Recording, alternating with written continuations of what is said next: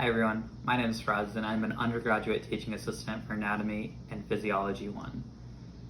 Last video I said that this channel was a life hack channel. Well, I've evolved and this channel is now a cooking channel. And fun fact, I'm terrible at cooking. The rare times I do cook, the food usually comes out burnt. But regardless, while you learn how to become an anatomist, I will learn how to become the next Gordon Ramsay. So what are we cooking and what are we talking about? We are going to make a pizza and we are going to talk about the layers of the epidermis and we're going to connect the two. Let's break down the word epidermis. Epi means above and dermis means skin. So the next time you hear the word dermatologist, that's a person that specializes in skin. Breaking down words in anatomy can give you insight on what the word means. The epidermis has 5 layers. We're gonna go from the most deepest layer to the most superficial layer, kind of like making a pizza. What I mean by this is when we make a pizza, we don't start off with the toppings. Before we start naming the layers of the epidermis, it's important to know that each layer's name has stratum before it. I try to learn with as few words as possible, and because each layer has stratum in its name, I choose to not say it all the time. So the first step to making a pizza is having a bread base. The most deepest layer of the epidermis is called stratum basal, which also means base.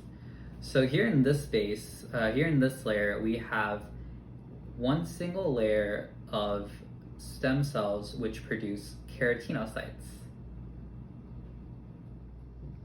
So we have the base, and now comes the sauce.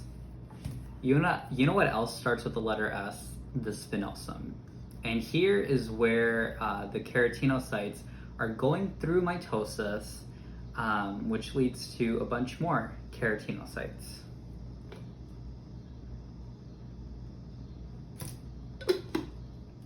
So after the sauce, you guessed it, comes the cheese. The next layer is called granulosum, and unfortunately mozzarella does not start with G, so we're going to pretend that this is Gouda. In the granulosum layer, keratinocytes are still alive, but they are beginning to die.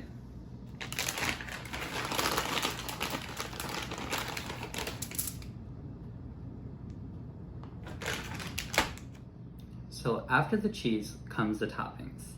Let's say for the purpose of this video that I only wanted green bell peppers in these 4 spots. These 4 spots are thicker than the spots without the green bell peppers. This is very similar to the next layer, which is the lucidium. This layer is only present in areas of thick skin. So these would be your soles and your hands. So the next topping is cheddar cheese.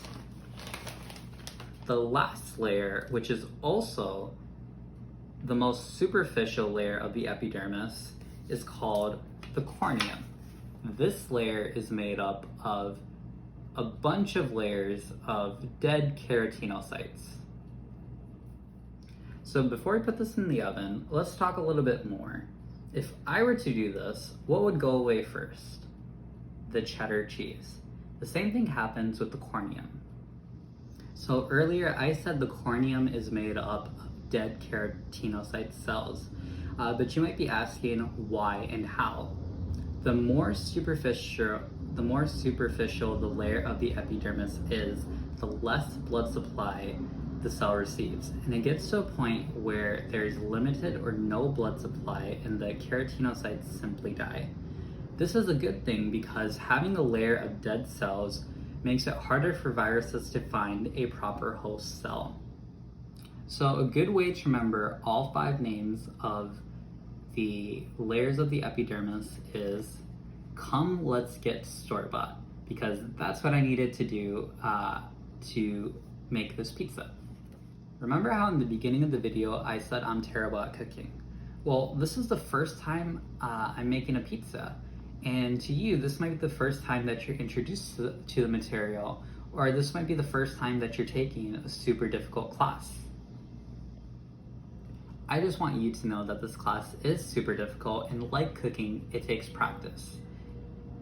You might not get the material right away, and you might not do as hot as you hope, but it's okay to not be perfect, and just know that you have the opportunity to do better next time.